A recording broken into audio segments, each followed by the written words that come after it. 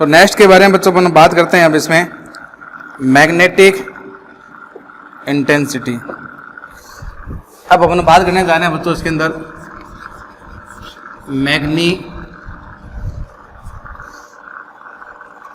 चौक भी खत्म हो रही है, मैग्नेटाइजेशन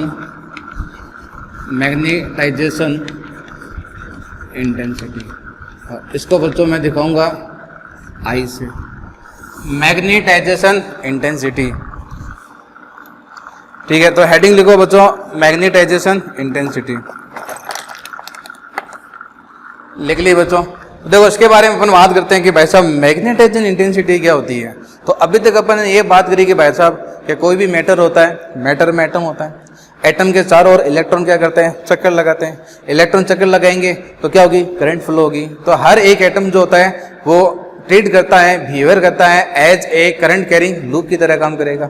अब वो करंट कैरिंग लूप की तरह जब काम करेगा तो करंट कैरिंग लूप जो होती है वो होती है एज ए मैग्नेट, तो मतलब वो एक मैग्नेट बन गई। और हर एक मैग्नेटिज्म के पास में क्या होता है, मैग्नेटिक डायपोल मोमेंट होता है, यानी कि एम होता है। यानी कि हर एक एटम को मैंने कहा था उसको अपन एम से दिखाएंगे, एरो से दिखाएंगे। एटम को एटम नहीं लिखेंगे, अपन ही लिखेंगे भाई साहब ये तो मैग्नेटिक डायपोल मोमेंट है वो, क्योंकि अपन मैग्नेटिज्म पढ़ रहे हैं अपन। ठीक है, और उसके बाद मैंने कहा अगर आप भगवान की दया से, ऊपर वाले की दया से अगर आपने स्ट्रॉन्ग मैग्नेटिक फील्ड अप्लाई कर दिया तो सारे के सारे जो एटम है उनका प्रॉपर अरेंजमेंट हो जाएगा, यानी कि नेट मैग्नेटिक मोमेंट आपको जीरो नहीं मिलेगा। तो मैंने कहा जैसे मान लो बच्चों ये आपके पास में कोई स्पेसिमेन है, मैटर स्पेसिमेन अपन ने लिया और यहाँ पर आपने क्या कर दिया बच्चों, एक एक्सटर्नल मैग्नेटिक फील्ड अप्लाई कर दिया। और जैसे एक्सटर्नल मैग्नेटिक फील्ड अप्लाई करोगे लगभग 90% जो एटम जो है वो अपन को एक प्रॉपर अरेंजमेंट में मिल जाएंगे। इक्का दुक्का नहीं भी मिले तो कोई दिक्कत नहीं है, ठीक है, लेकिन 90% तो बच्चों आपको मिल ही जाएंगे। ठीक है, तो अब ये इसका फॉर्मूला क्या होता है आई का, मैग्नेटाइजेशन इंटेंसिटी आई का फॉर्मूला होता है बच्चों, वेक्टर क्वांटिटी है ये m/v। v बोले तो वॉल्यूम, v बोले तो क्या, वॉल्यूम। इसकी डेफिनेशन लिखो क्या होती है, net magnetic moment of matter पर यूनिट वॉल्यूम। पर यूनिट वॉल्यूम में जो आपका मैग्नेटिक मैटर आएगा वही क्या कहलाएगा, आई कहलाएगा। जैसे मैं यहां पर मान लो कोई यूनिट वॉल्यूम लेता हूं, जैसे मान लो मैंने कोई भी यूनिट वॉल्यूम ले लिया, ये वॉल्यूम लिया और इसका जो वॉल्यूम ले रहा हूं मैं कह रहा हूं 1 cc है, सेंटीमीटर क्यूब है। ठीक है, 1 cc है। इसके लिए जब मैं आई फाइंड करूंगा तो आई कितना होगा, ठीक है, m और ये हो जाएगा 1 cc। यानी कि जो इस यूनिट वॉल्यूम के अंदर जितना नेट मैग्नेटिक मोमेंट होगा उतना ही बच्चों क्या होगा, आई होगा, उतना ही उसका क्या होगा, आई होगा। तो ये समझ में आ गया, ना। ये है क्या, ये एक स्पेसिमेन है जिसको मैंने कट करके लिया था और ये सब एटम है ये, लेकिन एटम को मैं एरो से दिखा रहा हूँ क्योंकि हर एक एटम के पास में मैग्नेटिक मोमेंट होता है।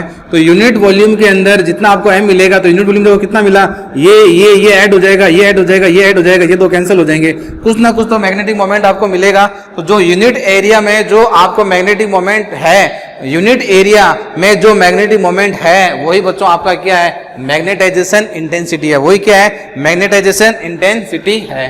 तो इसको नोट करो, फिर नेक्स्ट डेफिनेशन के बारे में बात करते हैं अपन। ठीक है, तो ये वो मैटर हो गए। ठीक है, यानी कि कुछ ना कुछ आपको इस अंदर, ठीक है ना, ये मैटर है, ध्यान रखना, ये बच्चों क्या है, मैटर है जो स्पेसिमेन है, यानी कि आपको इसके अंदर, इसके इनसाइड कुछ ना कुछ मैग्नेटिक फील्ड मिलेगा।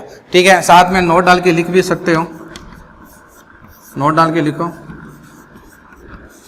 Inside the magnetic field, inside the magnetic field,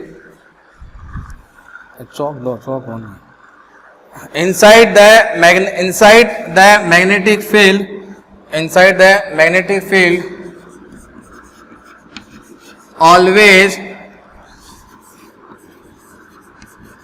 greater than inside the magnetic field always greater than external magnetic field. B inside is always greater than B external.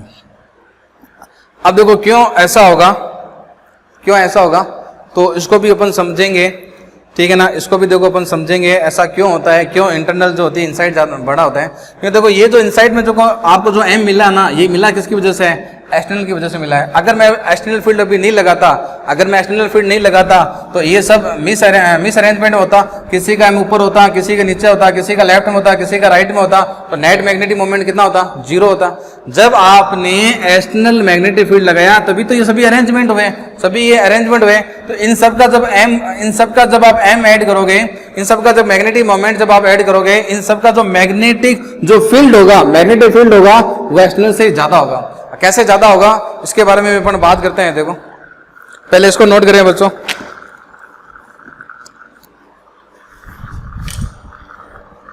इसको note करें पहले, फिर देखो अपन बात करते हैं magnetic intensity के बारे में।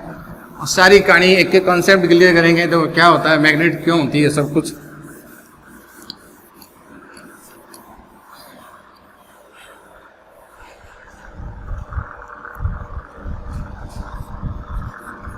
पहले हेडिंग लिखो बच्चों, मैग्नेटिक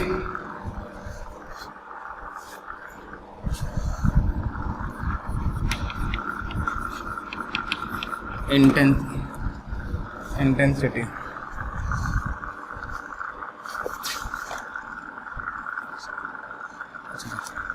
एक मिनट बताओ। इससे पहले जो बच्चों आपने समझा था वो था मैग्नेटाइजेशन वेक्टर लिखो, मैग्नेटाइजेशन इंटेंसिटी नहीं, वो आई से हो गया। तो ये जो आई आपने लिखा था, ये लिखा था बच्चों m/v, ठीक है, यानी कि m था पर unit volume.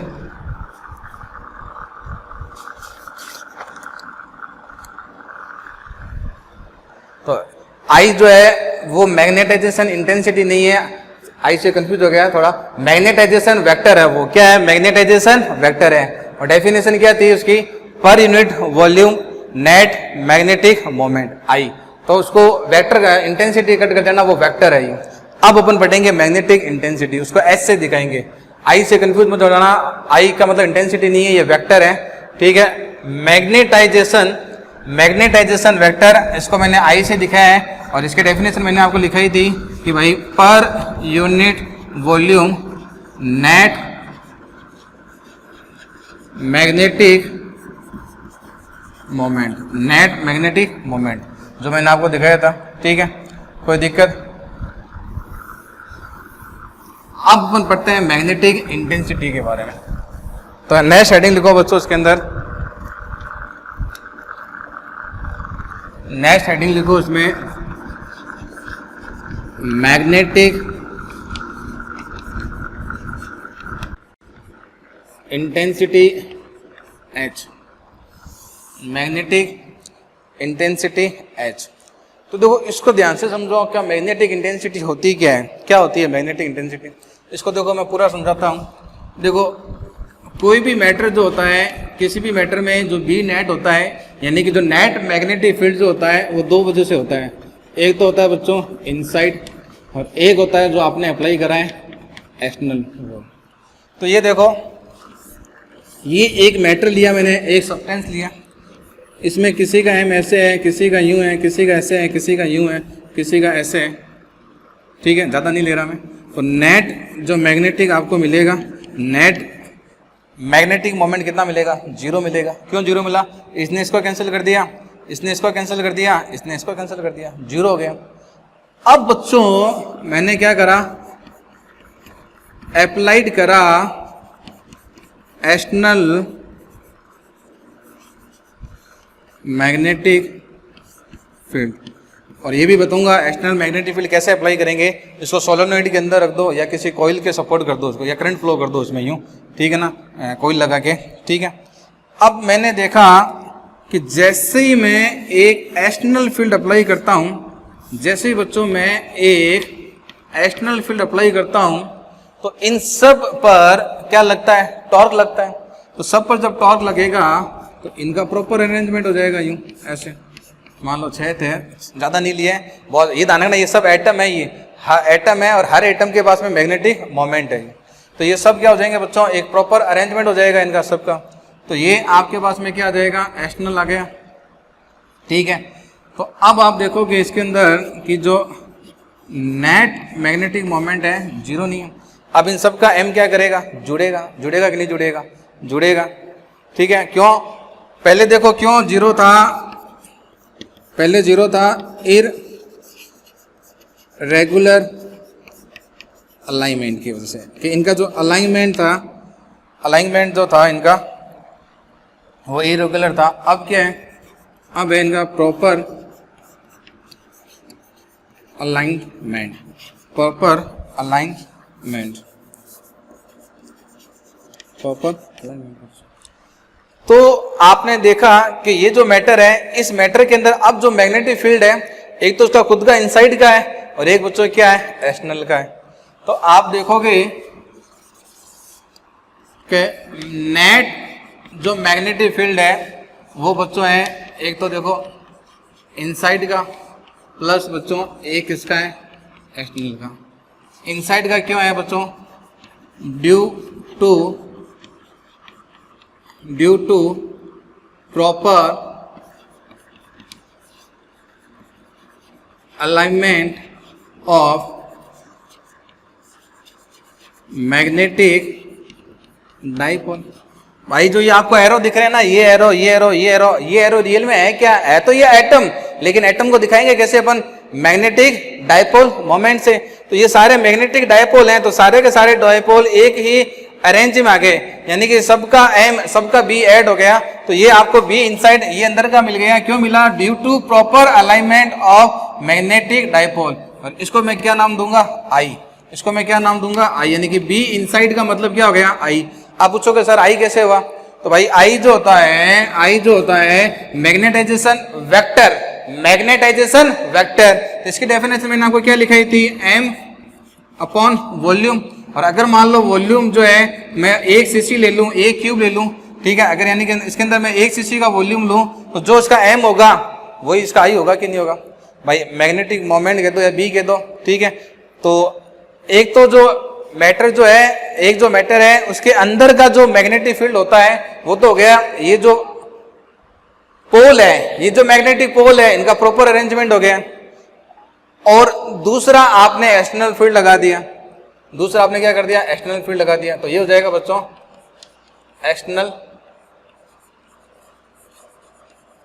Magnetic, external magnetic field, ठीक है। और इसके ऊपर कैसे लगाओगे, ठीक है, कोई भी करंट कॉइल ले लो, या बच्चों इसको सोलेनॉइड में क्या कर दो, पुट कर दो, या आप क्या करो, सोलेनॉइड यूज करो।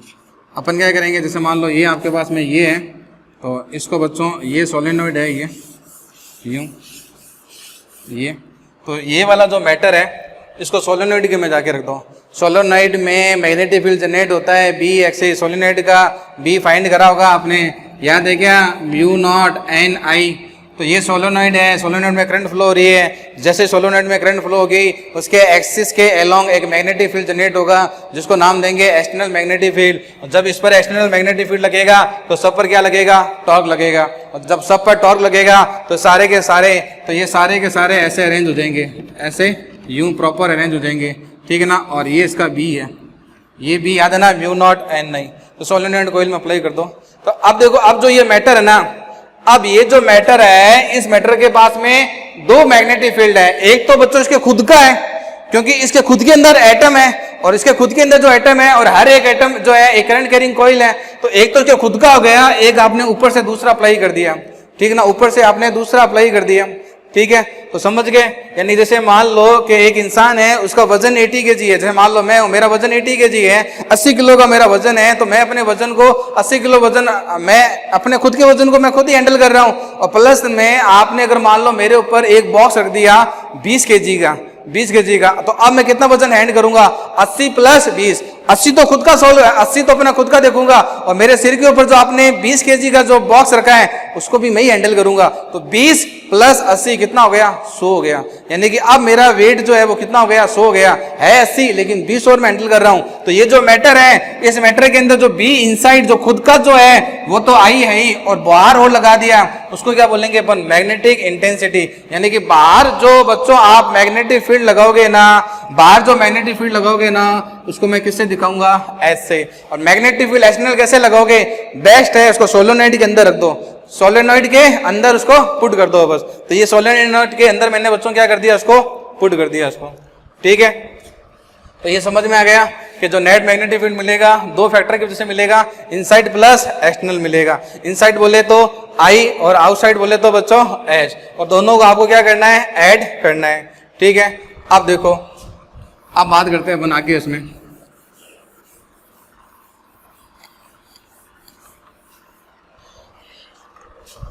तो देखो इसको मैं ऐसे लिख सकता हूं कि बच्चों नेट मैग्नेटिक फील्ड जो है, जो नेट मैग्नेटिक फील्ड जो आपको मिलेगा वो इनसाइड प्लस एक्सटर्नल मिलेगा। यानी कि आपको क्या मिलेगा? H + I मिलेगा कि नहीं मिलेगा? यानी कि नेट मैग्नेटिक फील्ड जो आपको मिलेगा H + I मिलेगा। यानी कि अगर मैं अपनी बात करता हूं, मैं कहता हूं बच्चों मेरा नेट वेट बताओ, मैं कहता हूं बच्चों मेरा नेट वेट बताओ, मैं कहता हूं ये 20 kg है, मैं 80 kg का, मैं कितने kg का? 80 का, ये कितने kg का? 20 का। तो बताओ बच्चों मेरा नेट वेट कितना होगा? मेरा नेट वेट कितना हो गया? 80 में, और मेरे ऊपर ये 20 जिसको मैं पकड़ के बैठा हूं, तो कितना हुआ? 100। तो नेट मैग्नेटिक फील्ड कितना हो गया? H + I। हुआ कि नहीं हुआ? हो गया। तो अब आपके पास में नेट मैग्नेटिक फील्ड जो आएगा वो आएगा μ0 H + I। ये फॉर्मूला जो है इसको बच्चों याद रखना, और μ0 जो है वो हो जाएगी आपके पास में परमेबिलिटी ऑफ फ्री स्पेस,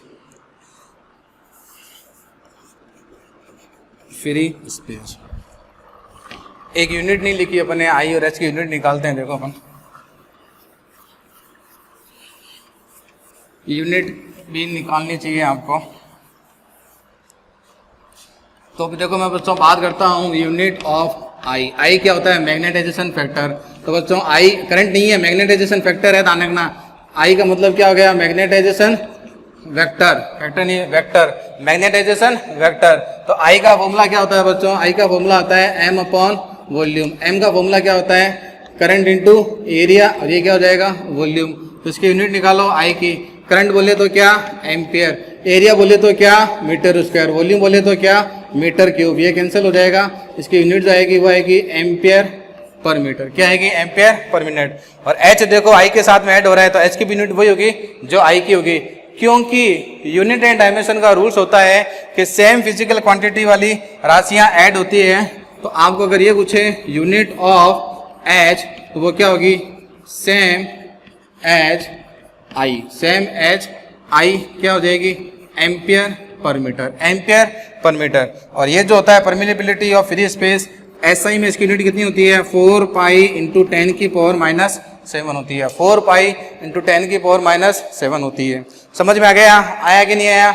अब नेक्स्ट देखो, नेक्स्ट बात करते हैं अपन अपना। अब देखो कुछ चीजें में जो है आई और एच में अपन रिलेशन फाइंड करते हैं। क्या होता है आई और एच में रिलेशन? तो नेक्स्ट देखो आई और एच में रिलेशन।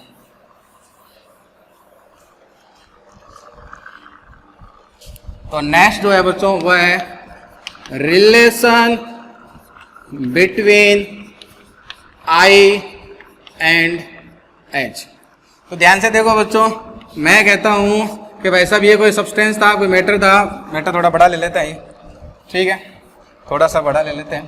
तो मैं कह रहा हूँ देखो बच्चों ये मैटर है, बहुत बढ़िया बात है कि इसमें कोई ऐसे है, कोई ऐसे है, कोई यूं है, ठीक है, कोई ऐसे है, कोई यूं, कोई ऐसे, कोई ऐसे, कोई ऊपर, कोई नीचे। ओवरऑल कोई एक्सटर्नल फील्ड अप्लाई नहीं करोगे तो नेट मैग्नेटिक मोमेंट कितना आएगा? 0 आएगा।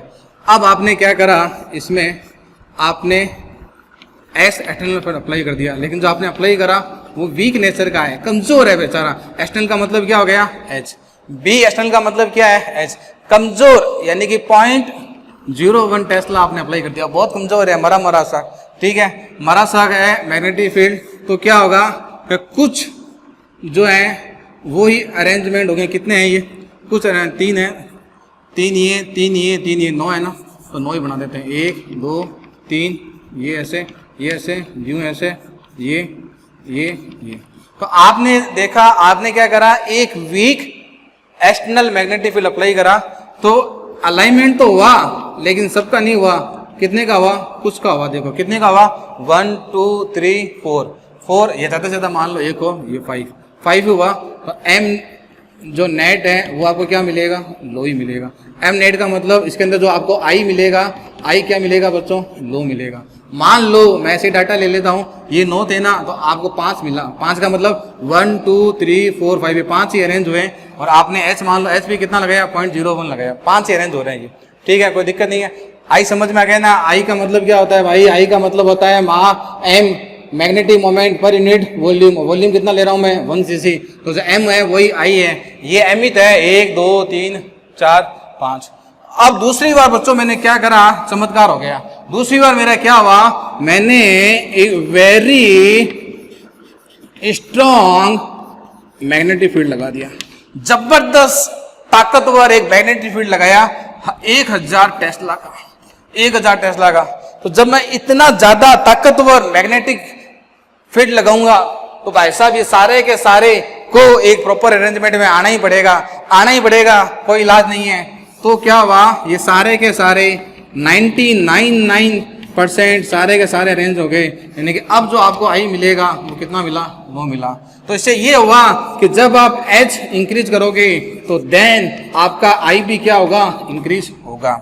आप बिल्कुल ऐसे मान सकते हो, मान लो मैं कहता हूं क्लास के अंदर 50 बच्चे हैं, एक बच्चा इधर भाग रहा है, एक बच्चा इधर भाग रहा है, एक क्यों भाग रहा है, एक ऐसे भाग रहा है, एक मिस अलाइनमेंट है, ऐसा अलाइनमेंट है, मिस अलाइनमेंट है, क्लास में हो रहा है। एक नॉर्मल सा टीचर आया, वीक आया, वीक का मतलब भोला सा टीचर आया, एक नॉर्मल टीचर आया, वो बच्चों को बोलता है अरे बच्चों बैठ जाओ, तो 10 बच्चे बैठ गए, 40 अभी भी इधर उधर भाग रहे हैं, 40 अभी भी उधर उधर भाग रहे हैं। और एक मान लो खतरनाक बच्चा आया, ठीक है, एक खतरनाक एक स्ट्रांग टीचर आया हाथ में डंडा लेके, उसने कहा जोर से यूं डंडा पटका, उसने कहा सारे बैठ जाओ, ठीक है ना, स्ट्रांग टीचर है। तो 50 के 50 स्टूडेंट एक लाइन में खड़े हो गए, एक प्रॉपर अरेंजमेंट हो गया। तो आपने देखा कि जब एच ज्यादा होगा तो आई भी क्या होगा, ज्यादा होगा। तो एच ज्यादा होगा तो आई भी क्या होगा, ज्यादा होगा। यानी कि आई जो है वो डायरेक्टली प्रोपोर्शनल टू होगा एच के। तो ये बच्चों इसको जब हटाओगे तो एक नीटा आएगा, ये आ जाएगा, ये formula I directly proportional to H, I equal to नीटा एच। इसको नोट कर लें बच्चों। और ये जो है एच जो है, एच को भी लिख लें, ये जीटा बोलते हैं बच्चों, इसको क्या बोलते हैं, ये क्या है बच्चों अपने पास में, जीटा। ये इसको क्या बोलते हैं, इसको बोलते हैं मैग्नेटिक सस्पेक्टिबिलिटी, मैग्नेटिक सस्पेक्टिबिलिटी बोलते हैं। और बच्चों ये डिपेंड किस पर करता है भाई, किस पर डिपेंड करेगा, ये जो है ये डिपेंड करता है ऑन मटेरियल एंड टेम्परेचर। भाई करेगा डिपेंड, हर मटेरियल के अंदर अलग अलग एटम होते हैं, अलग अलग अलाइनमेंट होता है, और टेम्परेचर पे डिपेंड करेगा। टेम्परेचर पे इसलिए डिपेंड करेगा क्योंकि टेम्परेचर हाई रखोगे ना तो कोई एटम इधर भागेगा, कोई इधर भागेगा, वो डिपेंड करेगा। अब मान लो स्ट्रॉन्ग टीचर, मैं स्ट्रॉन्ग टीचर हूँ, अगर मैं आ भी गया तो बच्चों पर भी डिपेंड करेगा। मान लो कुछ बच्चे बहुत डीटे हो, बहुत नालायक हो, वो अरेंज में हो ही नहीं रहे, तो क्या कर सकते हैं, तो ये ध्यान में रखना, एच को बढ़ाओगे तो आई बढ़ेगा, नो डाउट है। जीटा एक कांस्टेंट हो गया, मैग्नेटिक सस्पेक्टिबिलिटी, और डिपेंड किस पर करता है, मटेरियल एंड टेम्परेचर पर डिपेंड करता है। तो इसको नोट कर लो, कर लिया बच्चों नोट। अब आगे के बारे में देखो चर्चा करते हैं, आगे के बारे में चर्चा करते हैं अपन। तो आगे आपने देखा कि अभी तक आपके पास में जो फॉर्मूला आया था नेट का, वो आया था बच्चों म्यू नॉट, ठीक है, एच प्लस आई आया था। अब बच्चों मैंने क्या करा कि जो नेट मैग्नेटिक फील्ड है ये म्यू नॉट अपनी जगह रहेगा, एच अपनी जगह रहेगा, और ये आई जो है, इस आई की जगह मैंने एक्स एच रख दिया, तो ये हो जाएगा बच्चों म्यू नॉट, ठीक है। ये हो जाएगा 1 प्लस जीटा, और ये क्या हो जाएगा एच। तो ये एक फॉर्मूला आ गया, ठीक है भाई। एच एच कॉमन आ गया, ठीक है। एच और एच क्या आ गया, कॉमन आ गया। अब देखो नोट डाल के लिखते हैं अपन, नोट डाल के देखो, पहला देखो नोट डाल के, note first, if there is no matter, कोई मैटर ही नहीं है।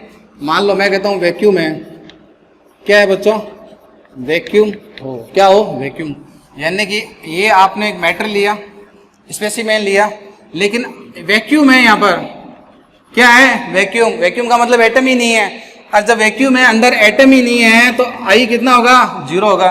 आई कितना होगा, 0 होगा। आपने एक्सटर्नल अप्लाई कर दिया, क्या अप्लाई कर दिया, एक्सटर्नल अप्लाई कर दिया, यानी कि आपने एच अप्लाई कर दिया। तो अब इस केस में जो बी नेट मेरे पास में आएगा mu naught H I any, तो क्या मिलेगा बच्चों, एच प्लस 0। इसको मैं बोल दूंगा बी नॉट, ये हो जाएगा ये हो जाएगा ये। इसको क्या बोलूँगा, इसको मैं बोलूँगा बच्चों परमिएबिलिटी ऑफ वैक्यूम। वैक्यूम कह दो या फ्री स्पेस कह दो, एक ही बात है। और ये क्या हो जाएगा, ये मैग्नेटिक फील्ड है फॉर वैक्यूम। वैक्यूम अप्लाई कर दिया भाई साहब, नाइंसाफी हो गई। वैक्यूम अप्लाई करा है, अंदर मैटर ही नहीं है, एटम ही नहीं है। एटम नहीं होगा तो अरेंजमेंट किसका करोगे। सेकंड केस में देखो, सेकंड केस में फोर मैटर, यानी कि क्या हो, मैटर हो। मैटर होगा तो कहानी कुछ ऐसे होगी, आपने क्या अप्लाई कर दिया, एक्सटर्नल फील्ड अप्लाई कर दिया। क्या अप्लाई कर दिया बच्चों, एक्सटर्नल फील्ड अप्लाई कर दिया। आपने एक्सटर्नल फील्ड अप्लाई कर दिया, यानी कि एच अप्लाई करा, तो सारे के सारे एटम जो है, इस बार तो एटम है, इस बार तो एटम होंगे, सारे के सारे अरेंजमेंट हो गए। और ये जो पर यूनिट वॉल्यूम जो आएगा, इनका अगर मैं यूनिट वॉल्यूम लेता हूँ, अगर 1 cc वॉल्यूम मैं लेता हूँ, तो जो m आपको मिलेगा वही तो बच्चों आई होगा कि नहीं होगा। यानी कि इस बार आई भी मिलेगा, h भी मिलेगा। तो इस बार जो आपके पास में बी नेट होगा वो कितना होगा, म्यू नॉट h प्लस आई। लेकिन मेरे को मालूम है कि आई जो होता है जीटा h होता है, तो इस बार जो मेरे को बच्चों बी नेट मिलेगा वो जाएगा mu naught 1 plus zeta h। ये हो जाएगा, ये हो जाएगा। अब इन दोनों की मैं कंपेयर करता हूं, देखो यहाँ पर h के साथ में क्या है, म्यू नॉट, यहाँ पर क्या आ रहा है, म्यू नॉट 1 प्लस एक्स। यानी कि ये जो चीज आपको दिख रही है ना, म्यू नॉट 1 प्लस एक्स, इसको मैं क्या बोलूंगा, म्यू एम। क्या बोलूंगा, म्यू एम। तो अब जो फॉर्मूला बन जाएगा म्यू एम एच का। तो ये देख लो, ये बी नॉट था, नॉट 0 होता ना, 0 का मतलब वैक्यूम है। तो ये वैक्यूम का मैग्नेटिक फील्ड, ये वैक्यूम की परमिटिविटी, और ये एच एक्सटर्नल आपने अप्लाई करा है। तो अब जो है आपके पास में, ठीक है बच्चों, अब जो आपके पास में आएगा बी नेट है, तो बी नेट की जगह मैं क्या लिख दूंगा, एम। एम का मतलब मीडियम। ये पूरा क्या बन गया, म्यू एम एच। तो ये वाला फॉर्मूला, ये वाला फॉर्मूला, ये वाला फॉर्मूला जैसा बना कि नहीं बना, ठीक है। ये किसके लिए हो जाएगा बच्चों, मीडियम के लिए। ये भी किसके लिए हो जाएगा, ये हो जाएगा बच्चों आपके पास में permeability of medium. Permeability of medium, permeability of medium लिख लिया बच्चों इसको। लास्ट देखो, इसको लिख लिया होगा पॉज करके, ठीक है। लिख लिया क्या बच्चों इसको, इसको लिख लिया। लास्ट नोट लिखवा देता हूं, उसको नोट कर लेना। लास्ट नोट लिख लो बस, लास्ट अपन बात करते हैं बच्चों रिलेटिव परमेबिलिटी। ये हो जाएगा बच्चों mu R mu M upon mu naught, ठीक है। क्या हो जाएगा, म्यू एम, ठीक है। और म्यू एम की वैल्यू देखो, म्यू एम क्या था, म्यू एम ये था म्यू नॉट 1 प्लस जीटा, और ये हो जाएगा म्यू नॉट से म्यू नॉट कट जाएगा, तो ये कितना हो जाएगा, 1 प्लस एक्स जीटा हो जाएगा। तो रिलेटिव परमिटिविटी का फॉर्मूला आ जाएगा 1 प्लस एक्स। रिलेटिव परमिटिविटी में क्या बताता है देखो म्यू एम का फॉर्मूला क्या आएगा, mu R mu naught. Relative permeability, अगर मैं कहता हूँ रिलेटिव परमेबिलिटी 3 है, तो रिलेटिव परमिटिविलिटी अपन को ये बताती है कि मीडियम का permittivity as compare to vacuum कितना होगा, एज कंपेयर टू वैक्यूम कितना होगा, एज कंपेयर टू वैक्यूम कितना होगा। जैसे मान लो मैं कहता हूँ कि ये अपने पास में स्पेसिमेन है, ठीक है, यहाँ पर वैक्यूम है बच्चों, क्या है वैक्यूम है, और मैंने एच अप्लाई करा 10, कितना अप्लाई करा 10, तो आपको बी मान लो 10 मिला। अब मान लो आपके पास में मैटर है लेकिन रिलेटिव परमिटिविटी कितनी है 3 है, कितनी है 3, तो अब जो आपको बी मिलेगा वो कितना हो जाएगा 30। तो रिलेटिव परमिटिबिलिटी ये डिफाइन करती है कि मीडियम की परमिटिबिलिटी कितने टाइम्स है वैक्यूम के परमिबिलिटी के। जैसे मान लो मैंने 3 लिया ना, तो अब मीडियम की कितनी हो गई, वैक्यूम की 3 गुना हो गई। अगर मैं इसको 5 लूंगा तो कितने गुना होगी, वो कितने टाइम्स होगी 5 टाइम्स होगी, कितने टाइम्स होगी 5 टाइम्स। और इसी जीटा पर बेस अपन 3 मटेरियल पढ़ेंगे, पैरामैग्नेटिक, डायमैग्नेटिक, फेरोमैग्नेटिक। जो नेक्स्ट लेक्चर वो आएगा, इस लेक्चर को अपन ये एंड करेंगे। तो जो नेक्स्ट लेक्चर है वो इसी का है, the type of magnetic material, 3 type, paramagnetic, diamagnetic और फेरामैग्नेटिक। ऑल द बेस्ट बच्चों, पढ़ाई करते रहें। Thank you.